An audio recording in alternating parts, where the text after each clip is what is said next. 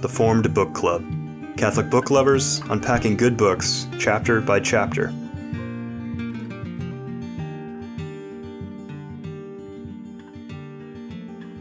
Welcome to the Formed Book Club. We are going to cover the last chapter of Chesterton's Orthodoxy, chapter 9, Authority and Adventures. And this will also be the last episode of Formed Book Club as Formed Book Club. We announce to you a message of great joy. We'll be under same management but new name with new equipment. We'll have the Ignatius Press off-the-shelf broadcast for you. But for now, we're still the Formed Book Club, and we start with this. I don't know, Joseph, you're in charge of this thing. What do you want to do? Well, I have I'm on page 150. So if you have anything on the first two pages, fire away. Otherwise, I'll talk about page 150 and page 151.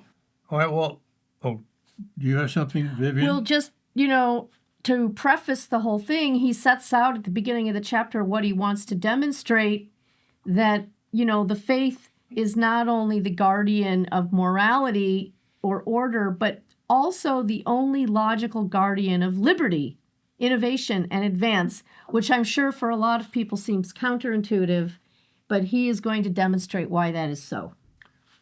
That's right. And he brings up at the very beginning there an interesting question which arises periodically and frequently at the bottom of page 148, new paragraph.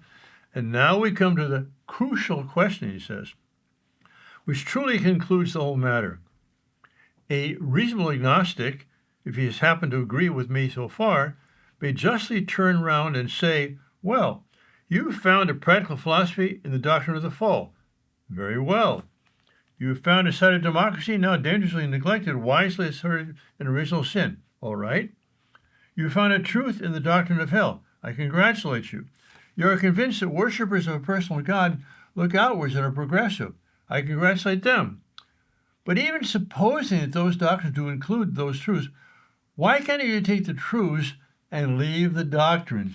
So the key thing is, Christianity has produced a lot of very interesting practical rules. Why don't we just accept those and forget all the dogmatic stuff about God? Yeah. And he answers, middle of page 149, new paragraph, the first answer is simply to say that I'm a rationalist. I like to have some justification for my intuition. So that's it. He's going to say there's a reason why you can't separate the moral truths from the doctrinal truths. Right. Then you go ahead, Joseph, or I get 150, but you're on 150, Joseph? I'm on 150. I'm in the bottom half, though, so if you're on the top half, carry on. Well, I thought this is a good principle here. First paragraph, 150, new paragraph. If I am asked as a purely intellectual question why I believe in Christianity, I can only answer for the same reason that an intelligent agnostic disbelieves in Christianity. I believe in it quite rationally upon the evidence, but the evidence in my case is that of the intelligent agnostic. It's not really in this or that alleged demonstration. It is in an enormous accumulation of small but unanimous facts. This is Newman's idea of convergent truth, Yes. Yeah, I was going to mention Newman as well when you mentioned those words. So basically he carries on from there. And one thing I love here, beginning on page 150, continuing on page 151, is his insistence on the separation of human beings from the rest of the animals. So let's go about 10 lines down, page 151. Certain modern dreamers say that ants and bees have a society superior to ours. They have indeed a civilization, but that very truth only reminds us that it is an inferior civilization. Whoever found an anthill decorated with the statues of celebrated ants? Who has seen a beehive carved with the images of gorgeous queens of old? No, the chasm between man and other creatures may have a natural explanation, but it is a chasm. We talk of wild animals, but man is the only wild animal. It is man that has broken out. All other animals are tame animals, following the rugged respectability of the tribe or type. All other animals are domestic animals. Man alone is ever undomestic, either as a profligate or a monk. So this very first superficial reason for materialism is, if anything, a reason for its opposite, and exactly where biology leaves off, that all religion begins. So this understanding that let's just take Chesterton at his best, that that man's the only animal that's not tame, right? Because all other animals are completely and utterly constrained by instinct and nothing but instinct. No other animal has the creative gift to make statues, etc. So this whole idea that man is the only non-domestic animal in the sense that, and it's the most wild animal because we don't obey the rules. Right, we have broken out from the rules of biology and are doing things that are not merely physical but also metaphysical, and that's a chasm which, as he says, he's very very restrained. He's not making sweeping statements. Say there may be a purely material reason for this, but whatever the reason is, the chasm is right. The Grand Canyon is there. We can argue about how it got there, but it is a Grand Canyon. Well, we also have rules which we should obey. It's the natural law. It's the law of our being, just like animals have them. But we can actually choose to obey or choose not to obey. And that's the difference, because we can go above the beasts by our free will, or actually below the beasts, or below man anyway, by becoming beastly and only following our instincts. By the way, there's several themes in this chapter which are precursors to the same themes more developed in Everlasting Man. And this is one of those. Which might be a book that we'll do soon. That next paragraph, almost the next sentence below what I've just read, I've got written in the margin, everlasting man, especially here when he says that science presumes that the prehistoric past is full of darkness and terror and is primitive, whereas in actual fact he says science knows nothing whatsoever about prehistoric man. The excellent reason that he is prehistoric. But as Chesterton says in The Everlasting Man, the oldest written civilizations we know, they're writing about old civilizations. So the point is that you go back before the dawn of history. If we understand history as being documents that survive, as opposed to merely the past, then we go back beyond all documented history. The documents show us that before that there were other older civilizations. So, if anything, the ancient past, is full of a life which is fascinating, not of a darkness which is primal. Right, and as he says in Everlasting Man, something like a 17 volume of the history of cows would not be very interesting. Yeah, right. I want to mention something on page 152, about a third of the way down, because this is one of the most famous images of Chet. He's got a lot of famous images, but this is one of his most famous images about the role of doctrine and dogma. Catholic doctrine and discipline may be walls, but they are the walls of a playground. Christianity is the only frame which has preserved the pleasure of paganism. He explains, we might fancy, this is a typical Chestertonian, he's going to, make an imaginative representation of this. We might fancy some children playing on a flat grassy top of some tall island in the sea.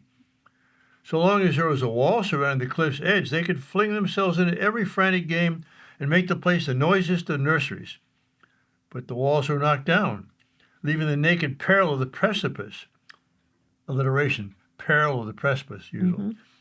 They did not fall over, but when their friends returned to them, they were all huddled in terror in the center of the island, and their song had ceased. So the walls keep them from falling off into the sea.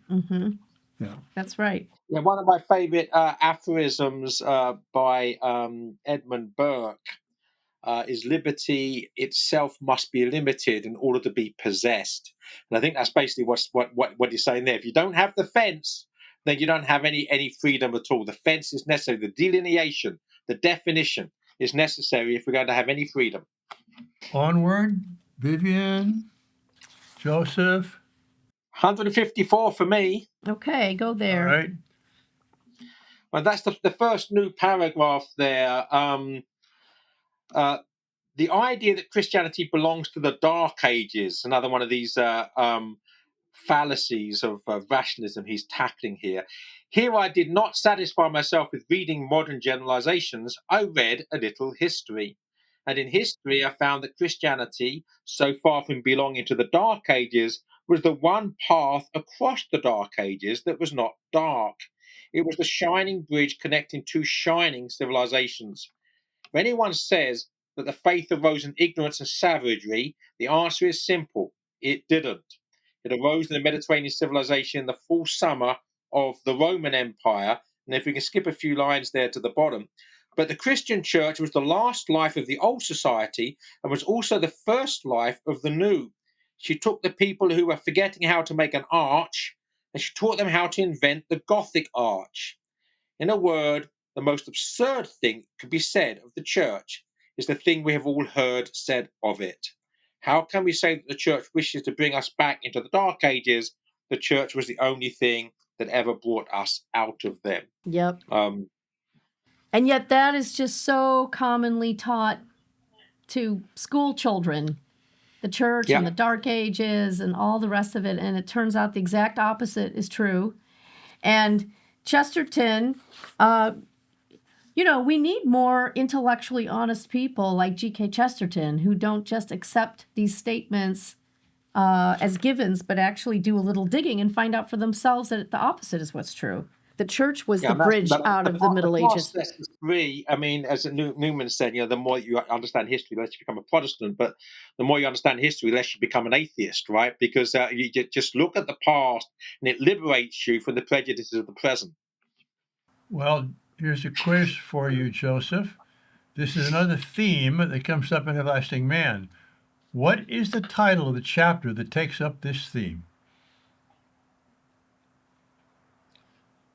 Thank you for putting me on the spot, Father. And at the moment, it slipped my mind. Enlighten me. The 5 Deaths of the Faith. Yeah. Where he shows in history, there are 5 transitions when you would expect that if Christianity was simply part of the culture, it would disappear like the culture disappeared. But it reappears as the animating force of the next culture, which then disappears, and Christianity rises from the death of civilizations. It's a beautiful chapter. We're going to have to cover that book. By the way, it's on the list. It's on the list for our next, our reinvented book club. Yeah, and part of the reinvention is this. We are going to discipline ourselves and cover a book a month, or at least if it's a long book, maybe 75 pages a week, so that in 5 or 6 weeks we'll finish it. We're not going to go on for 22 weeks like we've done on this or whatever it is. Wonderful as that's been, I mean, I've enjoyed that, but we're going to focus, discipline, and cover a certain amount of a book every week. That's the plan. We'll see what happens. The Full Book Club is a little bit like Christian civilization, really. It sort of dies, comes to an end, then reinvigorates and comes back as something new. There we go. Yeah, Ignatius Press off the shelf.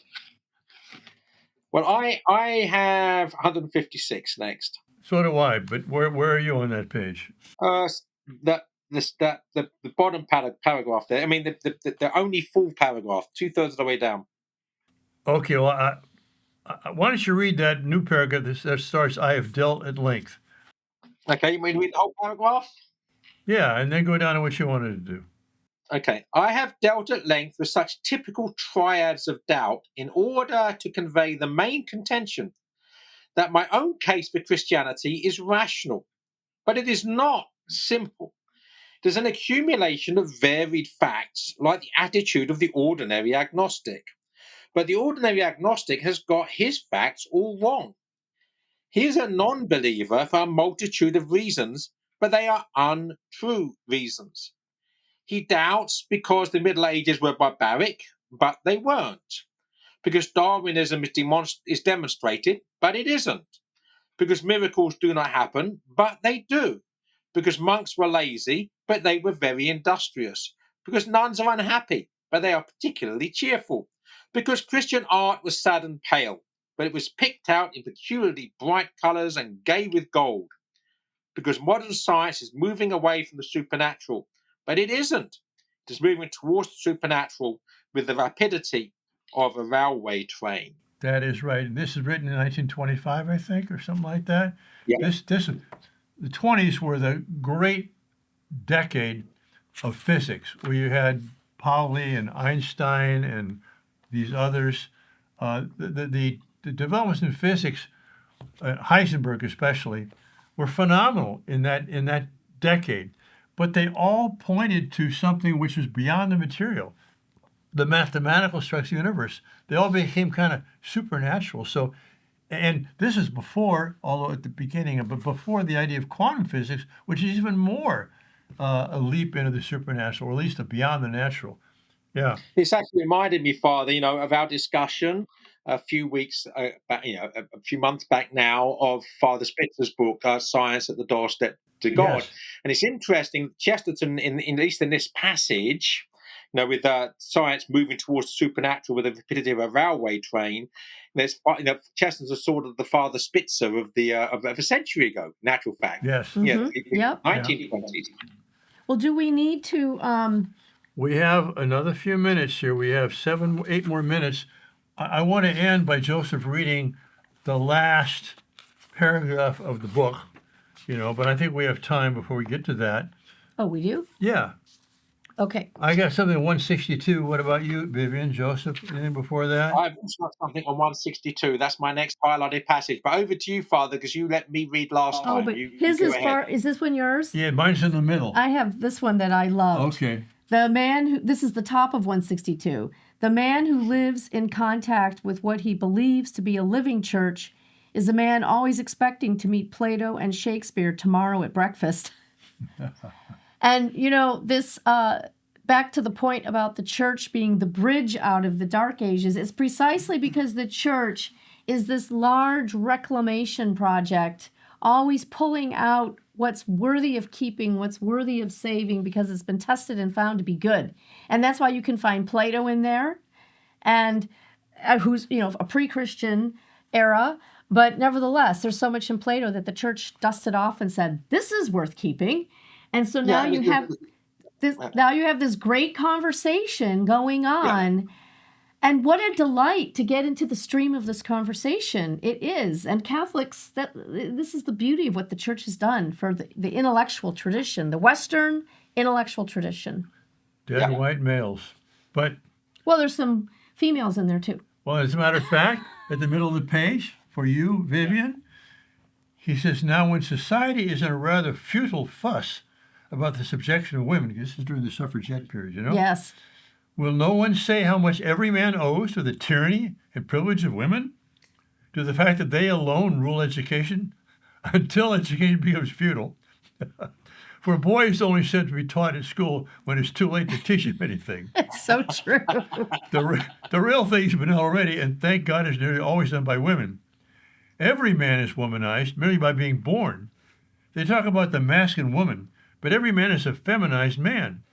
And if ever men walk to Westminster to protest against his female privilege, I shall not join their procession. Yeah. Yes, exactly the same passage highlighted at the end. But I'm also wondering, I don't know, this just interests me. I hadn't thought about it before. Alice von Hildebrand wrote a book called The Privilege of Being a Woman. And I wonder if she plucked the phrase that is, from Chesterton, or whether it's just a question of great minds thinking alike. It would be not unlikely, because you certainly knew Chesterton. Yeah. And so now you think about the church being a mother, the maternal role that started with your own mother actually continues with the church.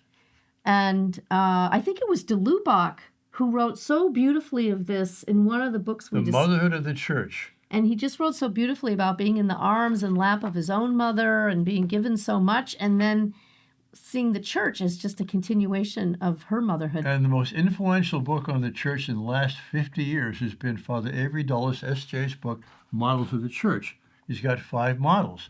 I spoke to him one evening. I said, Avery, I've criticized you publicly. Let me tell you what I've criticized you about. You've got 5 models: institution, servant, herald, sacrament, and a 5th one. I forget what. I said, they're all masculine or neuter. But the most important images of the church for more than 1,000 years were virgin, mother, spouse. It was all feminine. Interesting. And he said, I'll never forget, because he was a great person, great priest, and a good solid Jesuit and Orthodox. But he said, oh, yeah, Joey, you got a point there. Maybe I'll include that in an institution next time. No, I'm sorry, you got it wrong. But anyway, Joseph, we have time for you to read the last paragraph, but anything before that, do you have? Yeah, I mean, we're almost at the last paragraph, and we've only been going for 18 minutes, so I think I've got towards the top of 165. So does anybody want to say anything before that, or should I just No, go ahead. plow on? So just a few lines down there.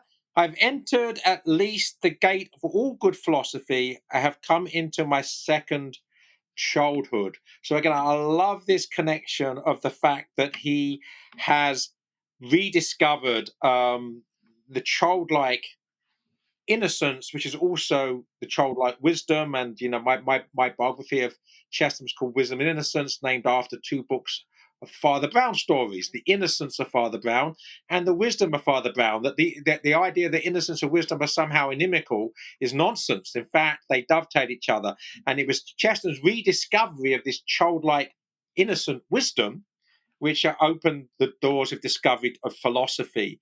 And then a few lines further down there, all the real argument about religion turns on the question of whether a man was born upside down, can tell when he comes right way up. The primary paradox of Christianity is that the ordinary condition of man is not his sane or sensible condition, that the norm in itself is an abnormality. That is the inmost philosophy of the fool.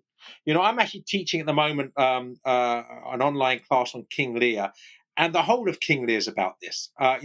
2 different types of foolishness. What's the right way up? A worldly wisdom that's about pursuing comfort, or an otherworldly wisdom which is about pursuing suffering. Marrying Lady Poverty, a Franciscan understanding, and the 2 different types of fools, and 2 different types of foolishness. So this sort of paradoxical heart of reality, which we see in Christianity, Chester talks about there, and the whole idea that if we're standing the right way up, we don't see things at all because they've become too familiar. We stand on our heads, we see them from a strange angle, and then all of a sudden we see them as if for the first time. And then that can actually be a conversion where we suddenly realize we're not actually standing on our heads, we're standing the right way up. We had been standing on our heads the whole of the previous, all of our lives prior to that. This is a wonderful Chestertonian. I mean, it's somersaults. It's wonderful. It's the genre de Dieu, right? Amen. But I want you now to read on 167, the new paragraph below the middle there, that concludes this entire chapter and this entire book. Yeah. So begin with joy, yes? Yes. Joy, which was the small publicity of the pagan, is the gigantic secret of the Christian. And as I close this chaotic volume, I open again the strange small book from which all Christianity came, and I am again haunted by a kind of confirmation. The tremendous figure which fills the Gospels towers in this respect, as in every other, above all the thinkers who ever thought themselves tall. His pathos was natural, almost casual. The Stoics, ancient and modern, were proud of concealing their tears. He never concealed his tears. He showed them plainly on his open face at any daily sight, such as the far sight of his native city. Yet he concealed something. Solemn supermen and imperial diplomatists are proud of restraining their anger. He never restrained his anger. He flung furniture down the front steps of the temple and asked men how they expected to escape the damnation of hell. Yet he restrained something. I say it with reverence. There was in that shattering personality a thread that must be called shyness. There was something that he hid from all men when he went up a mountain to pray. There was something that he covered constantly by abrupt silence or impetuous isolation. There was some one thing that was too great for God to show us when he walked upon our earth. And I have sometimes fancied that it was his mirth. How do you like that Shakespearean couplet? Very good. Love it. Good way to end the book, right? The end, Yeah, like so ending a this is a Shakespearean wonderful sonnet. book. Even though we spent a lot of time on it, we could have spent more. I encourage you, if you haven't read it, go back to read this book. Read it slowly, prayerfully, carefully, meditatively. There's so much wisdom here, along with so much innocence, and it leads to mirth. Thanks, everyone. God bless you. This is the last episode of the Form Book Club, but we will reconstitute ourselves as the Ignatius Press Off the Shelf Club or something. All right. If you enjoyed this discussion, please help spread the word about the Forum Book Club by subscribing to the podcast and writing a review. You can sign up for weekly updates at formedbookclub.ignatius.com.